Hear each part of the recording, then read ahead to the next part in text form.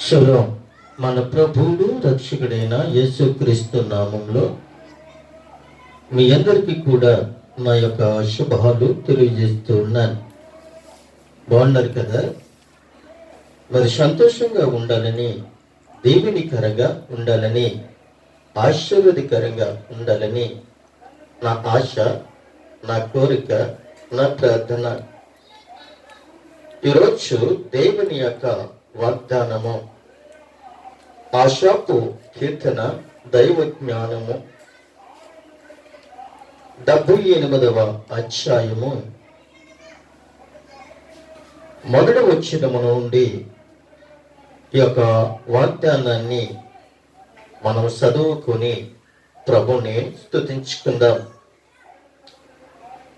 నా జనులారా, నా బోధకు చెవియొగ్గిడి, నా నోటి మాటలకు చెవియొగ్గిడి అని చెప్తూ ఉన్నాడు.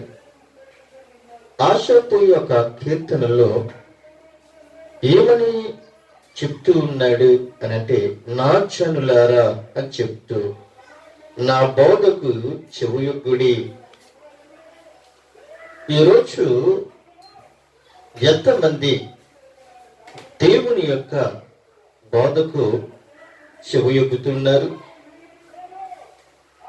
ఎంతమంది దేవుని యొక్క వాక్యాన్ని వింటూ ఉన్నారు? ఆయన అంటూ ఉన్నాడు కదా, కళ్ళుండి చూడలేక, చెవులుండి వినలేక, ముక్కుండి వాచన చూడలేక ఉన్నారు అని చెప్తున్నాడు. కానీ దేవుని యొక్క వాక్యము చదివిస్తూ ఉంది. దేవుని యొక్క బోధకు చెవియొగ్గాలి. ప్రతిరోజు దేవుని యొక్క వాగ్దానాన్ని మనము వినాలి. ప్రతిరోజు దేవుని యొక్క వాగ్దానాన్ని చదవాలి. కుమారుడిని ముద్దు పెట్టుకొనడి, లేని ఎడల ఆయన కోపించును అని చెప్తూ ఉన్నాడు. ప్రభువైన యేసు క్రీస్తును మనము ముద్దు పెట్టుకోవాలి.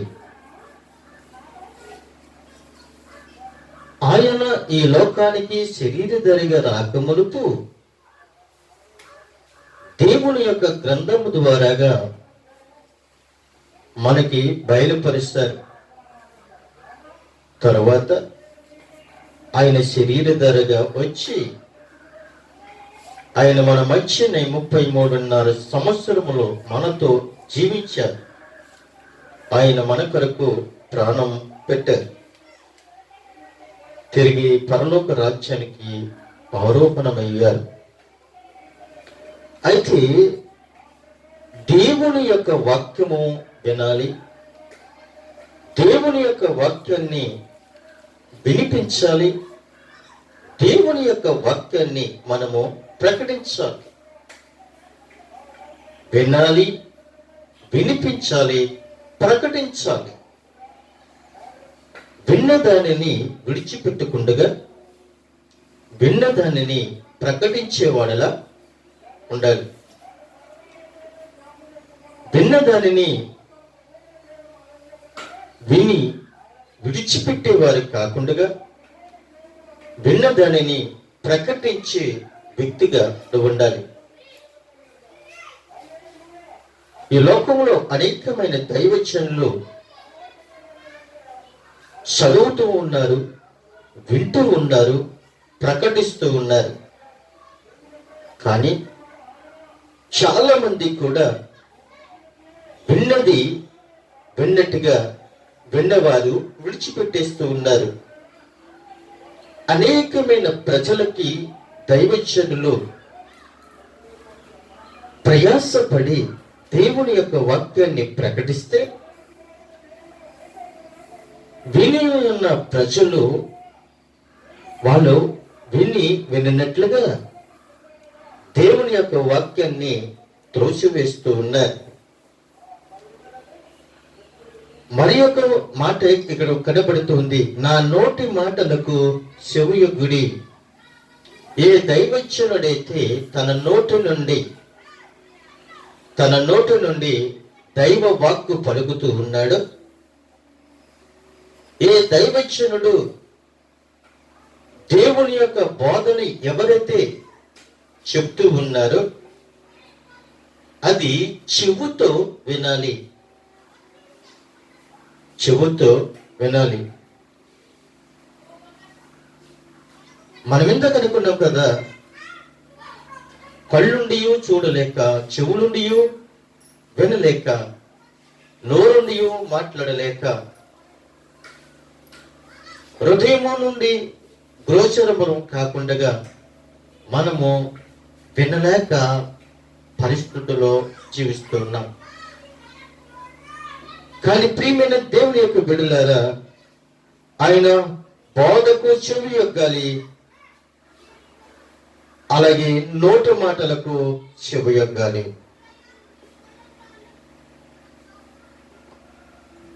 ఆయన ప్రతి విషయంలో కూడా ఇశ్రాయేలుకు చరిత్రలో అంతటిలో అనేక నాశనకరమైన తీర్పులు వారి మీదకి ఎందుకు వచ్చాయో వారికి జ్ఞాపకం వచ్చేస్తూ ఆ సంఘ చరిత్ర నుండి పాఠాలను నేర్చుకోవాలనే కోరిక రాసిన కీర్తన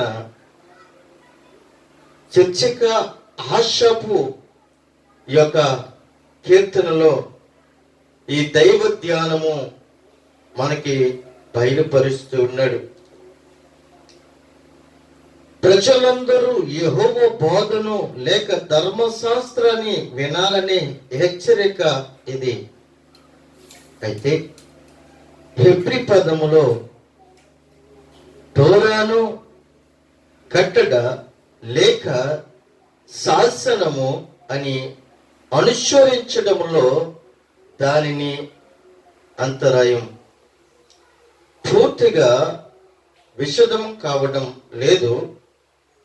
ధర్మశాస్త్రము మూలమనే, అలాగే దేవునితో సంబంధాన్ని నిరంతరముగా కొనసాగించడానికి అవసరమైన బోధనే అనుసరించుతూ ఉండాలి. దేవుని యొక్క బోధని అనుసరిస్తూ మనం ఉండాలి.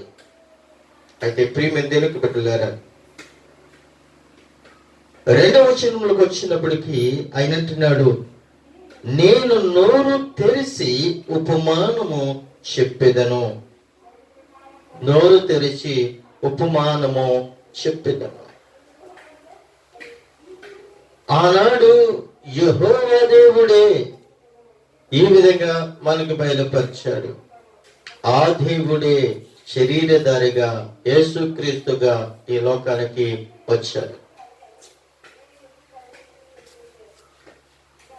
పాత నిబంధన అనగా ధర్మశాస్త్రములో క్రీస్తు కృపలో ఆయన క్రీస్తు అయి ఉన్నాడు. పాత నిబంధన ధర్మశాస్త్రం అయి ఉంటే, కృత నిబంధన కృపాకాలం అయితే ఆయన ప్రేమ మన మీద ఉన్నది.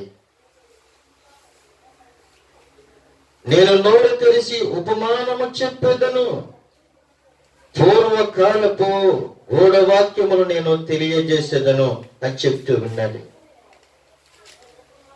ఈ యొక్క వాగ్దానము నీ జీవితంలో, నా జీవితంలో నెరవేర్చబడాలి అంటే నోరు తెరిచి దేవుని యొక్క ఉపమానములు అనేకమైన దైవచనులు చెప్తూ ఉంటే మనము కూర్చునే కాడ కూర్చోవాలి, లేచి కాడ మనం లేగవాలి, ప్రకటించే కాడ మనం ప్రకటించాలి, పాటలు పాడే కాడ మనం పాటలు పాడాలి.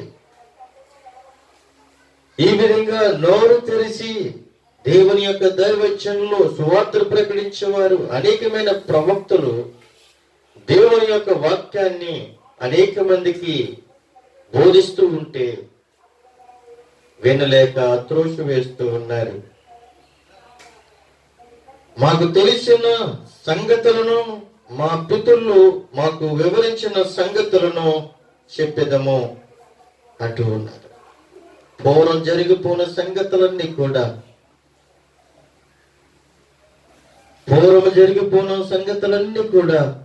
మనకి వివరిస్తూ ఉన్నాడు. ఒక్కొక్కటిగా మన మర్చిపోయిన సంగతులను కూడా ఆయన మనకి వివరిస్తూ ఉన్నాడు.